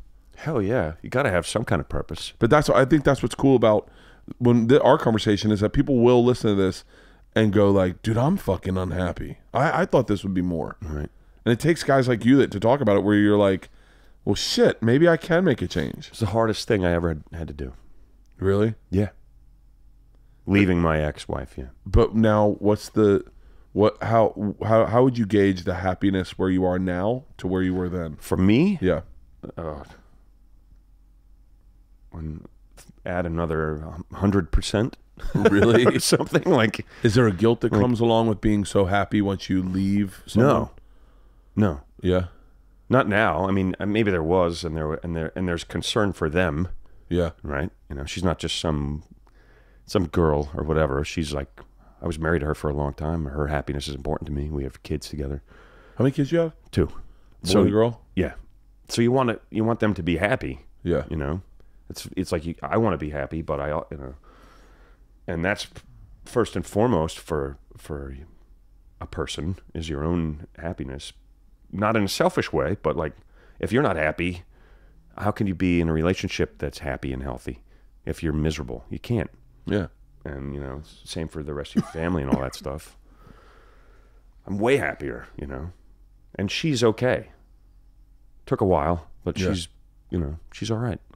She gets along. I have a girlfriend that lives with me now. Oh, really? And the two of them get along relatively well. How old? How old is my girlfriend? Yeah. What do you mean? I'm fantasizing about this lately. I have a bit I'm working on stage about the premises. The only reason I'm doing spots tonight is to try to figure this chunk out because I think there's promise to this chunk. Right. But I don't want to ever cheat on my wife, but I do want to impress a 25-year-old. Like I want a girl. 25 is too young. Oh, that's what I want though, because I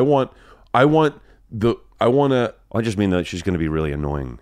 That's the point of this joke. Is I go. You're gonna be like, you are so hot. Could you shut up? The premise I had was we want to buy a new truck. Our truck's just fucking 10 years old, and we can afford to buy a new truck. And so I go, let's buy a new truck. And Leanne's like, okay, what do you want? And I said, I want to get a Range Rover. And she was like, why?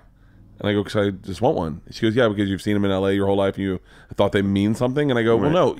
Because she knows me so well, and I'm like, right. And she goes, "You just get a Suburban, get a Suburban." And I go, "I don't want a Suburban." And she goes, "Okay, how about a Tahoe?" And I go, "Hold on, why can't I just? What about an Escalade?" She goes, "You don't want an Escalade. That's too much money." And I'm like, "I want a 25-year-old." So when she goes, "What car are you gonna get?" I go, "I'm thinking about a Range Rover." She goes, "Oh, that'd be so dope." Oh my God! I love it. Justin Bieber's got one, and he's got one with a. You should. There's a guy on Instagram who sells them. This is so cool. Yeah. Oh, this is. Your wife's like, you don't want that car. It's ridiculous. And then so there's another chunk that I'm not going to reveal on the podcast. I don't want to give away the whole bit, but yeah, you're gonna have to sell it at some point, right? But and then you get with your wife and you go, oh, this is what I need. So, but every time I hear someone's dating someone, I'm like, how old are they? How old are they? So how old's your girlfriend? She's younger than I am. Yeah, 20. You like how I just fantasized? No, she's not 20. Oh, but she's about 10 years younger than I am. That's not bad. That's responsible. I think it's reasonable. Yeah, but it's not like when I met her, I was like, "How old are you?" Yeah, and let's see if it's okay for us. You know, yeah. It didn't happen that way. We just able to talk. You know, when you meet somebody and you can just talk to them for fucking hours, and hours and hours. That's how it happened with her. That's why we're in a relationship. That's great because we just, you know, she's Australian. As she would say, we got on like a house on fire. God damn, she got an accent and everything. Yeah. All right. Which is great sometimes, but when we're arguing, it's hard to discern. Like, oh yeah, fucking cunt. No, like, she'll be like, did you not say? Oh, like, I don't know.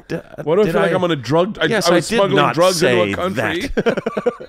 It's just like differences in inflection and speech patterns could sometimes cause, you know, communication breakdown, and then we're arguing. We don't even know what the fuck we're arguing about. But generally speaking, it's nice that she has the accent. Yeah, yeah. You know, That's great. And then is she cool with the kids and everything? Is that she's like great with the kids. Yeah. how fucking? This is gonna sound like a She's really like a health shallow nut, question. so she knows. She's a health nut. She's been so helpful in keeping the kids healthy.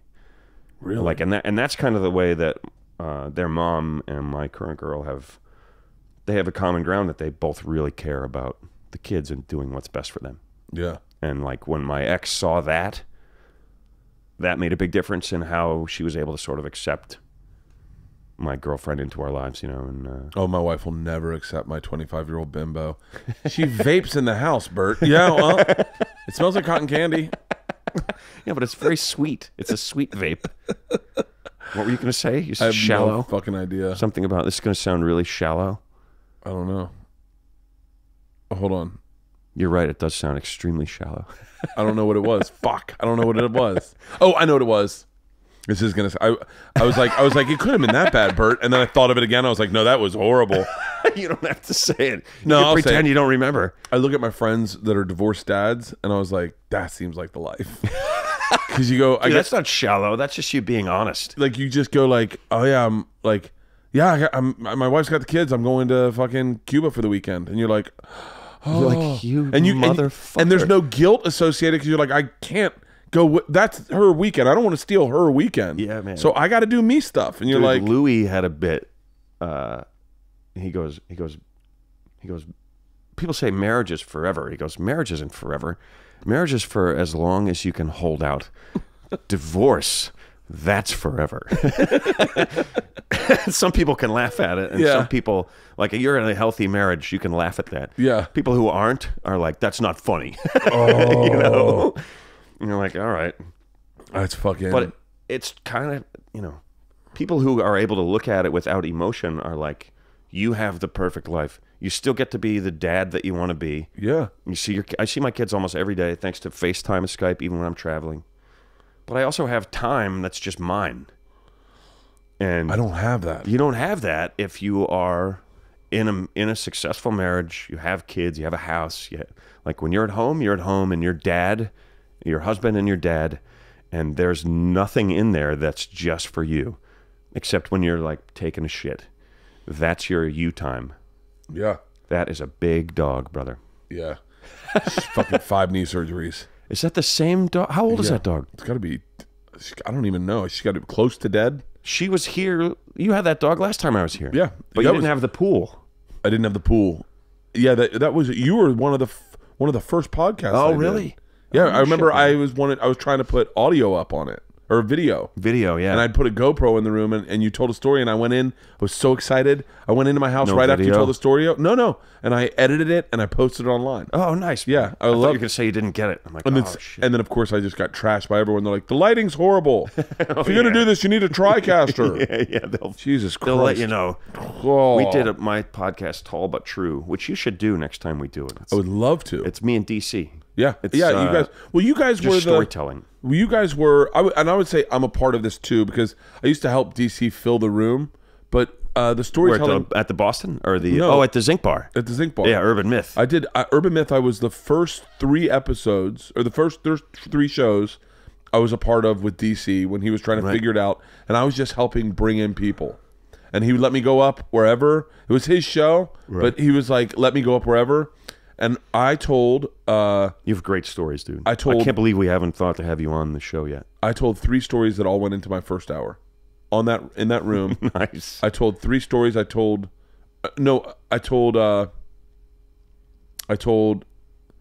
getting fired at Barnes & Noble for working out of my underwear. I told which I remember has that never story. it's never been in an hour, but I told I remember that story though from you doing it on stage. Yeah. At the Boston, not at Zinc Bar. that Zinc By the Bar- way, the Bag It In is now Zinc Bar. Zinc Bar moved from Houston Street to where what used to be the Bag It In. Really? Downstairs from what used to be the Boston is now Zinc Bar. that room changed the way I did stand up entirely. Dude, it's so funny that you say that because like he and I did it every week, Yeah. you know, and Henley did it pretty much every week, Yeah. and most of the other guys just came through once or twice, you know. But so many people say that. Henley says that. Henley was like, he's like, man, I never told a story on stage before I did in there, and it just changed the way I do comedy. I realized I could just tell stories on stage, and I never had before. I remember watching Chappelle do it one night. Yeah. And he had a rough time because he was doing bits. Yeah, and he started to do stand-up, and we were like, dude, it's a story show. The crowd's going to... Yeah, and the crowd just know. was like, okay. Yeah, they're kind of like, that sounds like a stand-up bit. It's watching someone do a trick, and you're like, oh, there's no tricks in this room. There's no tricks, man. You're just telling a real story from the heart, which is what you do best. I do well. You speak from your heart. That's I think that was big part of what makes you a great comic. Buddy. Oh, thank you. But I think me, you, and DC were all story guys. We were, yeah, for sure. Well, see, my stand-up is very different from my storytelling. Yeah, but you're a great storyteller. Thank you. I remember you bringing stories into the Boston and sitting down on the stool and just owning it. I think you could smoke cigarettes back then. We used to smoke in there, yeah. And it's crazy. It's so weird to think about that. I know, isn't it? Like, what were we thinking? Dude, we used to sit at the table at the cellar and smoke. Everybody. The whole place was a fucking cloud of smoke. Isn't that crazy? I wonder if lung cancer fatalities will go down now that smoking is not as... I wonder if there's a percentage of... Oh, I'm sure. It's got to be, right? Yeah, fuck yeah. What time do you got to get out of here? I don't have anything. Okay. Well, I have a meeting at 4, but I'm like, I can hang. I have fucking press at 2 in the we'll still do like 10 more minutes. Sure, whatever, man. And then so then what's the status going on with Cash Cab now? We're in the waiting game. We just did another season over the summer. Yeah. And now we're just waiting to see if they want to do more. They're gonna, and that hadn't even started airing? No, they're already done. It's at this point it's once a week instead of every night. Yeah. So I think we did 10 of them. But we did an hour each instead of a half hour. Oh, that's great. And they were on, but they moved it around. It's weird. Are they Discovery? Discovery. Yeah, but I'm not sure why they brought it back because they still don't seem to totally believe in it. Really? It's so weird. I think it's largely like one hand doesn't know what the other's doing kind of well, thing. I think all of that is in transition. That whole genre of television is kind of trying to find out what it's doing and what's working for the networks. Yeah, because like Travel Channel just went entirely paranormal. That's so weird, dude. I remember like when it's such a constantly changing game with those networks. Yeah, like I mean, I thought you were going to say Discovery's kind of up in the air, which it is because they just bought Scripps. They bought Scripps, which is Travel Channel, Food Network, DIY. Yeah, it's like 26 channels or something. And they now everyone's under the same umbrella. Yeah. So they're just going like, well, fuck. Are you under that umbrella? I was. You were. Okay. I was under Scripps, and so I was. Scripps was Great American Country, DIY, HGTV, food, cooking, and travel. Right. And so you were like, I was the only true travel. Not only, but I think I was the only true travel show. Meaning we traveled, which was like. Insane that it had a network that didn't have travel shows. Yeah, everything else. Travel Network, yeah. Travel Channel didn't have travel shows. Because they were doing all food. Yeah, it was That's all what food. I was going to say. I remember there was a point where people were like, I was in a meeting and they're like, just so you know, Food Network is all travel shows now, and Travel Channel is all food shows. Yeah. I'm like, what? It was why? And it's because everyone figured out we don't have to do the same thing all the time. We can compete. If people are into watching food shows, we can make fucking food shows. It doesn't matter. Yeah. All the networks sort of figured that out, and then it changed the whole game. When they brought Cash Cab back, they were like, good news. The production company called. They said, good news. Who is it, Lion? Yeah. I know and you know those guys too. I know those guys. I love them. They're like my fucking favorite. love them. Yeah. I get emails from them like when they're like got a new show. Oh, yeah, me too. Yeah. I love those guys. Me too. They're like family, man. I've spent so much time with those dudes, with that whole gang. But they call and said, yeah, they're going to air it. The good news is they're going to air it between episodes of the network's currently highest rated show. And you're like, wait, what's that show? And I was like, awesome. And I'm like, but what's the bad news? They're like, well, it's not such maybe bad news, but the would-be bad news is that show is called Street Outlaws. And it's a show where these guys are illegally drag racing on the street and like getting into fistfights and shit. And fine, that's great. Not the same. Like, how many people are into trivia that are into that? You know? Yeah, it's not very many. No. But I was struck by the fact that show is even on Discovery Channel, because when we were making Cash Cab way back when, they wouldn't even have considered a show like Street Outlaws. Oh yeah. And it's just the whole thing has just totally changed. Do you want to know something crazy? When I was on travel, they wouldn't promote Ghost Adventures. What the fuck was that? A lime? Oh yeah, from my tree. God, there's squirrels up in the tree that go in and you have a lime tree. Oh, it's an orange tree, but they're not ripe yet. Yeah, see the squirrel. You can see the squirrels going after them. I'm sorry to say, I'm much less excited about oranges than I was about limes. And they're not even good oranges. Really? They're horrible oranges. Now that was here. You didn't plant that tree, Oh, right? that's and my wife is attached to that tree. She wasn't attached to the 2 palm trees. She cut down both palm trees we had, like 100-foot palm trees. Wow. But what I was going to say is Travel Channel would not promote Ghost Adventure, which was our highest rated show across the boards. Right. Because Scripps was a tad bit religious, and they looked at that as a little bit of the occult, and they're like, you know what, we don't want that to be our brand.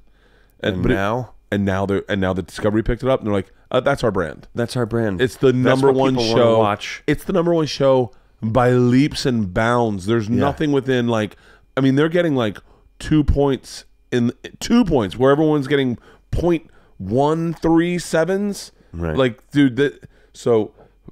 They're across. Wow. I mean, even the guy that does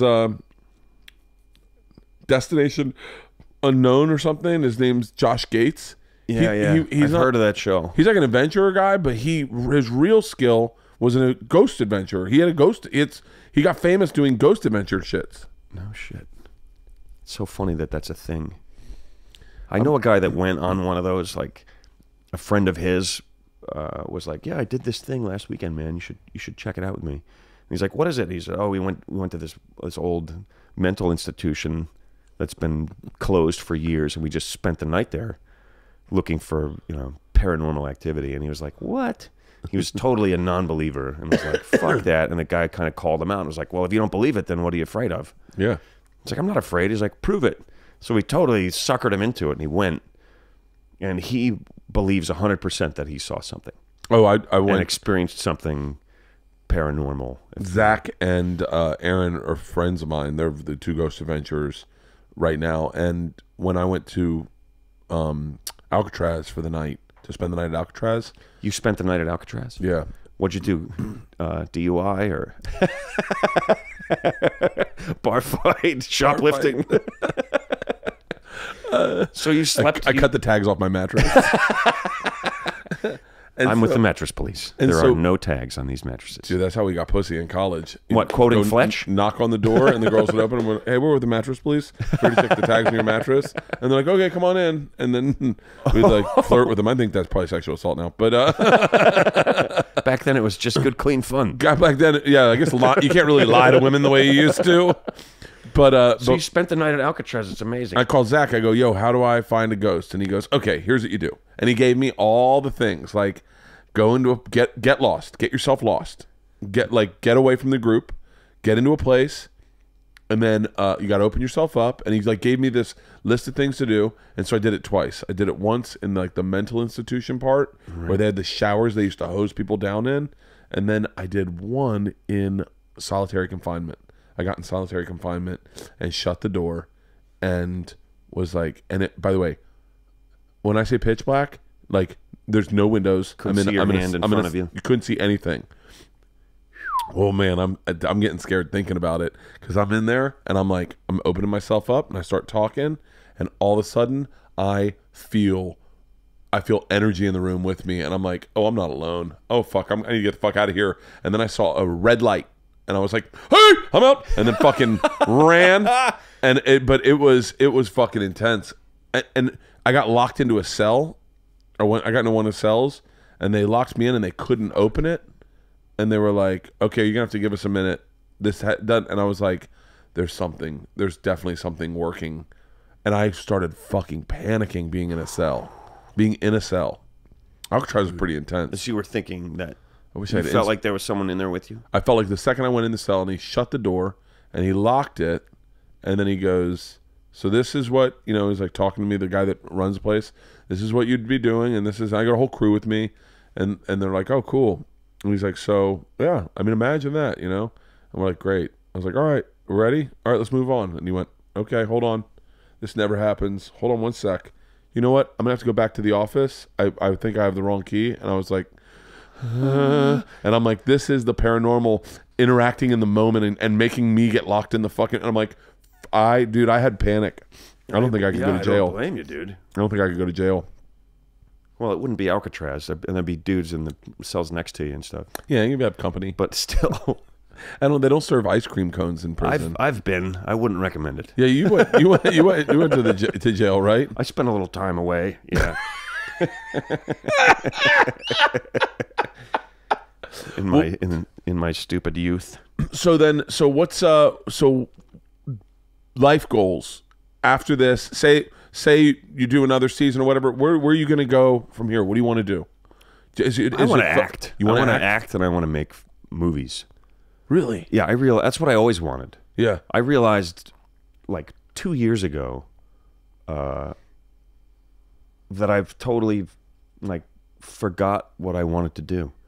I moved out here to California to get into movies. I've always loved movies, and they have been my escape since I was a kid, you know.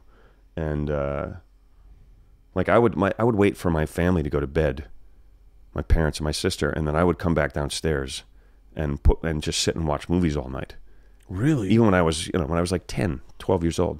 It's amazing how this business can morph your dream into something that you didn't know you wanted and you didn't really want, but you like it, and it's still fun. Well, I stumbled into stand-up. I stumbled into a job at the store answering the phones, and then I was watching somebody on stage, and I was like, I think I should be doing this. Yeah. Like maybe this isn't a coincidence that I ended up here. So I tried it and immediately felt like this is what I'm supposed to do, which was great and exciting and amazing. But at the same time, I just, without really realizing it, I just took the dream of being a filmmaker and fucking threw it to the side of the road. And then years later, I kind of went, wait a minute, what happened? I still want to do that. I have a huge board of ideas. I've had all these movies in my head for years, and I just haven't done it. So I started making them. Really? Yeah. I started making movies. Short films so far. Really? Where do you... You guys can watch one on YouTube. It's called BWAM, which stands for Badly Written Action Man. Where I play like an action hero. The tagline is like the world's greatest action hero with the world's worst writer. That's one that I made a couple years ago. And then what is it? BWAM? BWAM, Badly Written Action Man.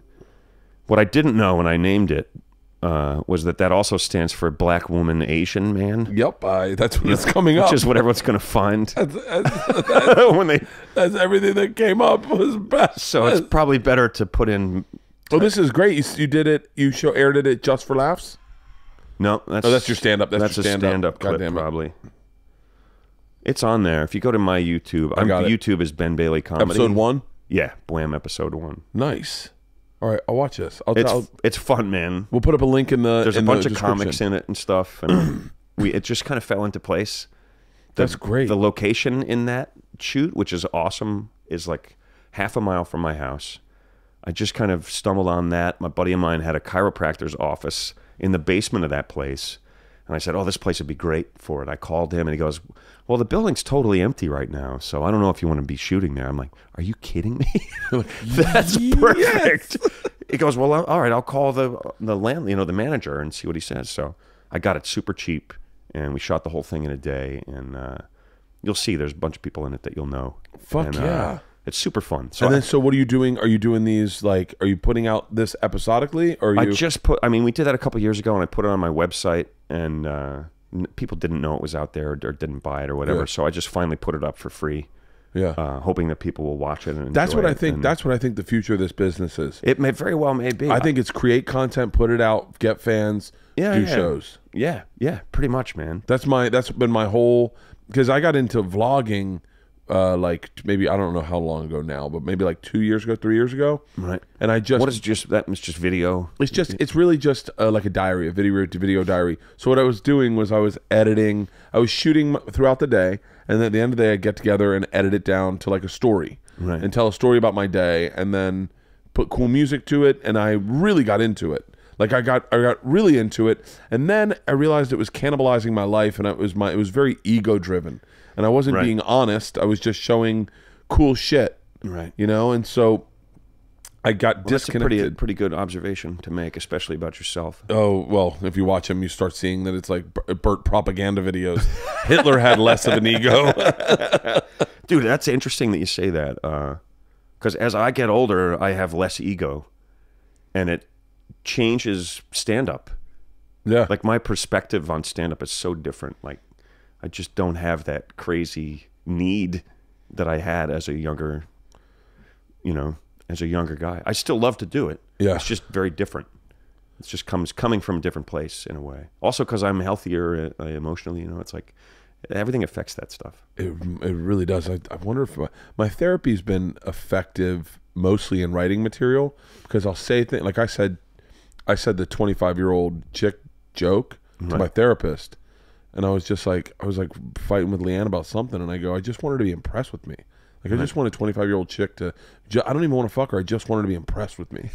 And my therapist started laughing, and I was like, oh, write it down. Yeah, put that in the book. Yeah, and so, but I think it is interesting when you come from when you write from a less of an ego-driven place, you allow yourself to take a lot more chances on stage, because you go, oh, I'm not, this isn't defining my night if I do well or do poorly. Right. Yeah, it's more about my personal growth and as a performer and a writer and stuff like that. Yeah. Yeah. It's really interesting. That's the other thing I've been doing. I have an album of original music that I've completed. Are you serious? Yeah, yeah. Who's your fucking therapist? I want this guy. Well, that's something I always wanted to do too. I've been making music way longer than stand-up or anything. Really? I started playing guitar, and I know you play. You played. Mm-hmm. You play well too, if I remember right. Not as good as Aziz Ansari. Holy shit! Did you see him play guitar? No, dude, he murdered it. Really? Dude, that guy legit on plays what? What do you mean? On Goddamn Comedy Jam. Oh, Have you ever done Goddamn Comedy Jam? No, I haven't. Oh, dude, you have to do Goddamn Comedy dudes. Jam. Yeah? You gotta do Goddamn Comedy Jam. Okay, man, Oh, I'll do it. Fuck, you have to do it. That's crazy. I'll check that out. I bet I can watch that online too. Yeah, right? yeah. But yeah, I've been playing guitar since I was 12 years old, and never stopped. It's always been a hobby, but I always, had these, like the movies, I always had these songs in my head that I love, and so I finally recorded them.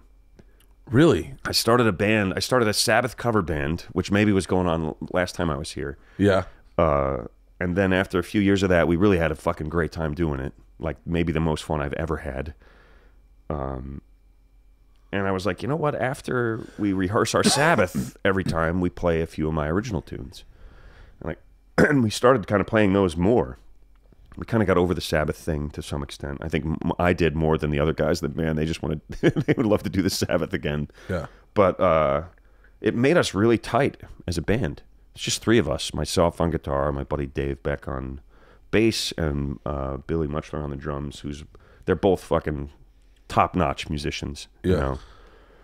And the focus on the Sabbath and trying to imitate it note for note, we're such a tight band that I was like, let's record these originals, man. And they were like, yeah. So we locked ourselves in and spent couple days just recording. We recorded 14 songs, and then I go back and I lay over other tracks and I finish them and master them.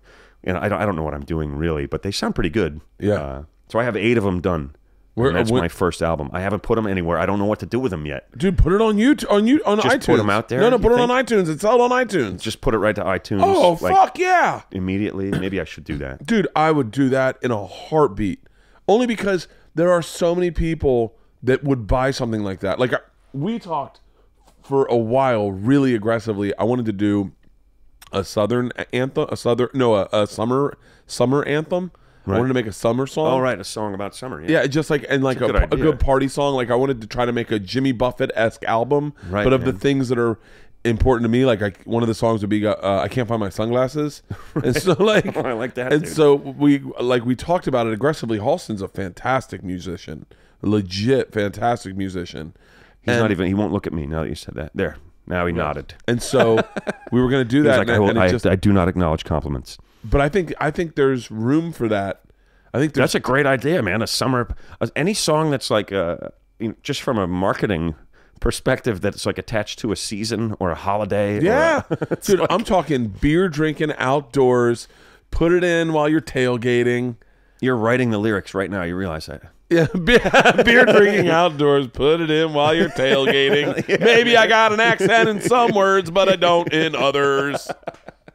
Write it down, man. That's a great idea, dude. Yeah, but I think now technology is such that it wasn't this way when we started. But you can just make it whatever the fuck you want to make. Yeah, look at fucking Donald Glover is a legit rapper. He makes great fucking music. I don't know who that is. He's just a comic. Oh, that's why I know the name. He's a comic. Yeah, but now he's putting out rap He's stuff. an actor. He's a writer, director, and he has I know Childish Gambino. I know who you're talking about. Yeah. He was in like Community or something. Mm-hmm. But like, yeah, dude, it's you can be a multi-hyphenate. I keep saying multifaceted. I think that works too. Yeah. Faceted. Hyphenate is what you're saying? Yeah. Are these lights you mean blinking like to you? Or actor, am I having a comedian, stroke? musician? They're blinking, right? Yeah, they're a little bit blinky. Yeah, okay. This whole time I'm like, am I fucking... I actually didn't notice until you said it. Okay. It might have just now started. Anyone watching this is like, it's been driving me fucking nuts. That's been killing me, man. Well, dude, it's so great talking to you, man. You too, dude. I'm so happy for you. Thanks, really man. feel like... I feel like I didn't ask you what you're doing and how things are going with you. But I kind of know. It seems like things are going very well. Things are going great. Yeah. I'm the happiest I've ever been. It's fucking awesome, dude. I feel great. I lost a bunch of weight doing that sober October. I'm still fat, but I'm and so yeah, and I'm writing a lot right now. I'm really happy writing. I love writing. I don't like getting the hour ready, but I love the writing the hour and just fucking weaving it and then finding that chunk. And so tonight I'm going to do 3 spots just to like this one chunk I have and see if I can get it to work. The problem is LA is so fucking different than the rest of the world. Like if you mean your audience? LA is so liberal and progressive that you can say something here that gets a huge standing ovation, and then you say it in fucking Indiana, and they're like, "All right, hey man, I agree with what you're saying, but you know, or the other way around, or way the other way. Like I have a gun bit right now that is murdering everywhere, and then I do it in LA, and it murders at different places in it, and you're just like, okay, all right, that's where we are."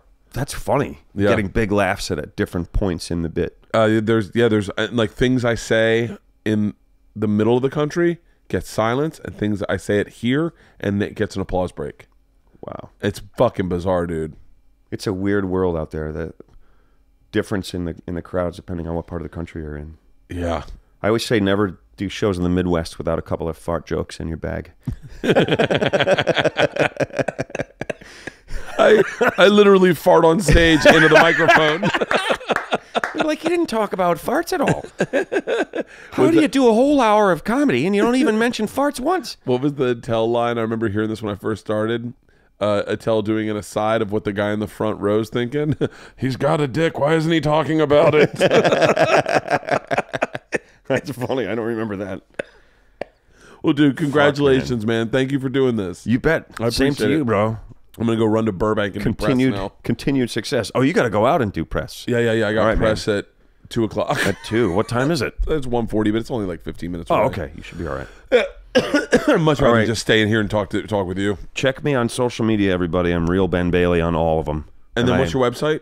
My website is therealbenbailey.com. That has just tour dates on it. And I'm putting a lot of videos on my YouTube channel of stand-up because I kind of feel like people don't really know me as a stand-up as much yet. And it's kind of pissing me off. So I'm like, I should do something about it. So I started putting a bunch of videos up. And Bwam is on there too. And look for my music coming out sometime soon when I figure out what the fuck to do with it. Dude, thank you, man. Thank you, brother.